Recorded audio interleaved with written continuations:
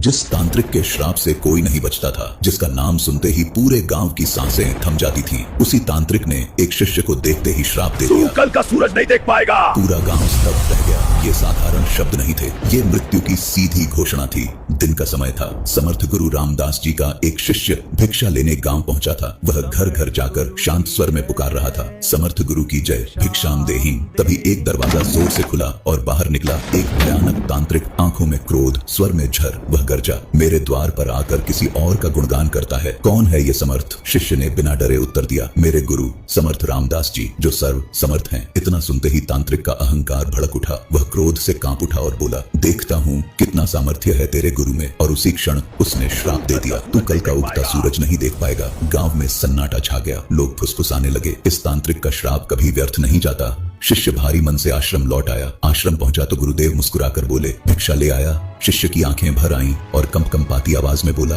गुरुदेव, भिक्षा में अपनी मृत्यु ले आया हूँ। सब कुछ सुनकर भी गुरुदेव शांत रहे और बोले, अभी पूरी रात बाकी है, चिंता मत कर। रात्रि आई। गुरुदेव ने कहा, मेरे चरण दबाओ और याद रखना, चाहे जो हो जाए चरण मत छोड़ना। रात का पहला पहर आया। तांत्रिक ने सोने चांदी से भरी देवी भेजी। देवी बोली, यह सब ले लो। शिष्य ने दृढ़ स्वर में कहा, देना है तो यहीं आकर दीजिए, मैं गुरु चरण नहीं छोड़ सकता। देवी लौट गई। दूसरा पहर आया। तांत्रिक ने माँ का रूप भेजा। वह बोली, बेटा गले लग जाओ। शिष्य की आंखें नम हो गईं, पर बोला, माँ आप यहीं आ जाइए, मैं गुरु चरण नहीं छोड़ूंगा। माँ का रूप भी असफल रहा। तीसरा पहर आया। यमदूत प्रकट हुआ और गरज कर बोला, चल तेरी मृत्यु का समय आ गया। शिष्य गरजा, काल हो या महाकाल, मैं गुरु चरण नहीं छोड़ूंगा। यमदूत भी लौट गया। सवेरा हुआ। पक्षी चहचहाए, सूरज उगाया। गुरुदेव उठे और मुस्कुरा कर बोले, अरे तुम तो जीवित हो। शिष्य चरणों में गिर पड़ा और आंसू बहते हुए बोला, जिसके सिर पर गुरु का हाथ हो उसे मृत्यु भी छू नहीं सकती।